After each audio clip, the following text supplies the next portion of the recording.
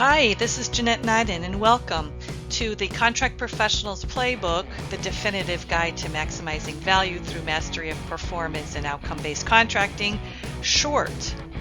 It's based on the book, which you can see here on the screen, which is available on Amazon, co-authored by Lawrence A. Kane. And as you can see on the right-hand side, it is from the comprehensive e-learning program associated with the book. And you can learn more about this program at the link shown there. The book and the e-learning program are designed around 12 how do I questions.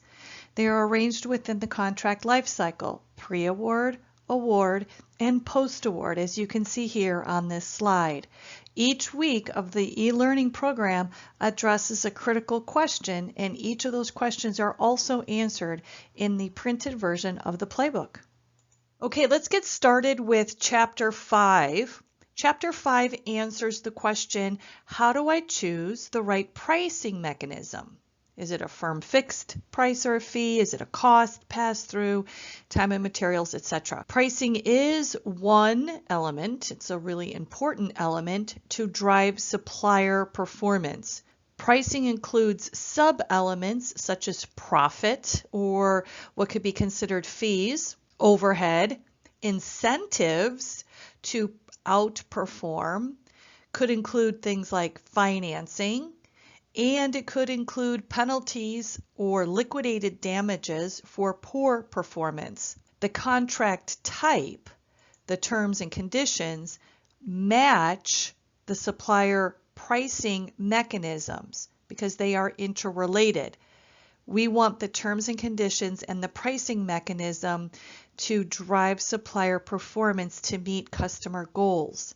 So price and terms and conditions ought to be considered at the same time, not as an afterthought. This Contract Professionals Playbook e-learning program short is taken from Chapter 5. We are focusing on pricing model theory highlighted in blue. As you can see, Chapter 5 also discusses risk, best practices for firm fixed price, time and materials, cost plus, and includes my coaching questions. If you'd like more information about Chapter 5, please feel free to purchase a copy of the book online, or you can purchase the entire Chapter 5 on LearnDesk.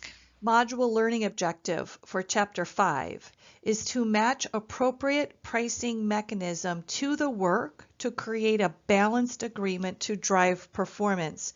Choosing the wrong pricing mechanism may not create an environment to drive performance and can actually inhibit performance. Contract professional competencies. Leverage pre-bid cost-benefit analysis during the negotiations. Leverage knowledge about contractual elements and pricing types to maximize financial benefit to your organization. Pricing model theory. A pricing model includes various pricing mechanisms to determine the optimum value exchange between a customer and a supplier. So a good pricing model is dynamic, means that it can be altered over time, and it enables the parties to adjust the underlying pricing assumptions as objectives, costs, and shifts in consumption changes the value being exchanged between the parties. In some cases, a pricing model simply includes actual costs, volume targets, and incentives, but it must match the suppliers underpinning cost structure in order to be accurate and reflective of the value of the deal.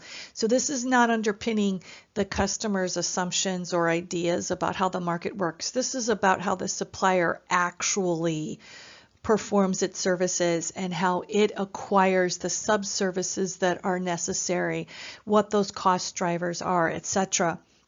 So very quickly, what I'm trying to communicate to you is that customers on this in the sourcing area in particular, so people who have a much broader horizon about the market, can make some poor assumptions or inaccurate assumptions about what drives the supplier and how the market operates. Those poor assumptions or inaccurate assumptions can then drive to poor performance or a lack of performance by the supplier because of that mismatch. So this is really about understanding the cost drivers and the market as the supplier sees it and feels it, and then how to translate that into value for the customer. In the benchmarking report that I've mentioned in this presentation already, many reasons why a fixed fee agreement in some of these construction projects have not worked is because I have had sourcing executives tell me as part of the benchmarking interviews, I did not understand how the market worked. I did not understand the various assumptions that drove cost to increase or drove labor shortages and things like that. As a result, I had an inaccurate view of how the supplier's price worked, and it left us short, and without contingency money we would not have been able to complete the project. So that's where this idea of being able to accurately define and understand the objective of the project, the costs associated with the acquisition of sub-suppliers or materials, shifts in consumption, how much is an end user consuming of something, that those things are all part of what drives a pricing model, and then choosing the pricing mechanism to suit that type of work. Assumptions. Documenting assumptions allows the parties to quote-unquote model the outputs, whether it's the performance and or the outcome relative to the input components, cost, profit, and incentive payments, to determine a fair way to pay for goods and services, performance, and outcomes. Further, a good pricing model equitably allocates risks and rewards with the purpose of realizing mutual gains for the duration of the agreement. So this is what we mean by documenting the assumptions. What output do you want relative to how much it's going to cost? What's the profit margin in the industry for this? How are you going to incentivize for cost efficiency, for example? Then what is a fair way to pay for the goods? Is it through a fixed fee model or mechanism, or is it through a T&M mechanism? And then further, you want to be sure that you're not allocating risk to the wrong party, driving up costs unnecessarily. And I've done these meetings, I've facilitated meetings where we have outlined assumptions, and it is eye-opening to say the least. It's incredible what the combination of many very intelligent and very dedicated people can bring to a conversation to really get a very clear and transparent view of what something really costs in the market, and then how to really make it efficient and work well to meet customer objectives. Some common factors to consider with the pricing model. You need a TCO or some other analysis. It's just a must. You have to understand what the total cost for that performance or the total cost for that outcome is, or an activity-based cost analysis. You need a best value assessment. This is discussed more in my book with Kate Vitasic, The Vested Outsourcing Manual, a guide to creating successful business and outsourcing agreements. Jackie Archer, one of our co-authors, really did a beautiful job in explaining a best value assessment, and feel free to take a look at it there. Joint risk awareness, and this means that both parties are aware of the same risks and have some awareness of the same level of severity or probability if that risk event happens, and what the loss could mean associated with the risk event. Choosing the best pricing mechanisms, then again, this is a joint consideration often if you're going to go with a pricing model.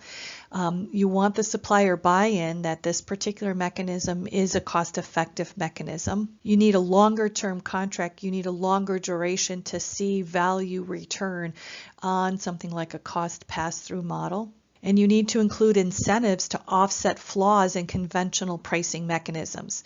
So if a time and materials mechanism is inefficient, and certainly can be, then you need to create incentives and targets to ensure that the time and materials model is efficient and effective. Here are some additional resources. My book, Getting to We, and a pricing model white paper, Unpacking Pricing Models, was co-authored by me and several others. The book is available on Amazon if you don't already have it, and the white paper is available at my website. So if you go to www.jneiden.com and you click on the free resources tab, you will see white papers. And under the white papers sub-tab, you will see 3 significant white papers. All of them are appropriate for this performance-based e-learning program. So what does this mean to you as a wrap-up of Chapter 5? Organizations should shift to a pricing model when the work is more complex, variable in nature, and there is a higher likelihood of creating value by working more closely with suppliers to reduce costs, improve speed to market, or for innovating. And ultimately, that's what a model is all about. It's about driving a higher level of performance that will benefit the customer and ultimately will also benefit the supplier. The 12-week learning program includes 4 parts. 12 targeted training videos and webinars that are pre-recorded for self-paced online learning, 12 chat sessions with the co-author and I, Lawrence Kane, 25 tools in a PDF version, and a copy of the Contract Professionals Playbook. The Contract Professionals Playbook is perfect for teams of 1 to 5 as an open enrollment or a public course, or you can do it as a private company team, ideally teams of 4 or 5 or more. And you can follow the link at www.janetteneiden.simplero.com for more information.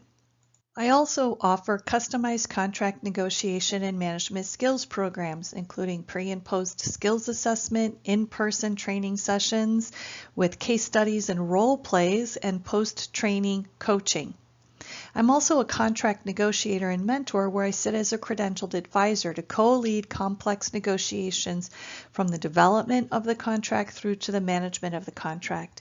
Email me at jn@janeiden.com if you'd like to know more about these services.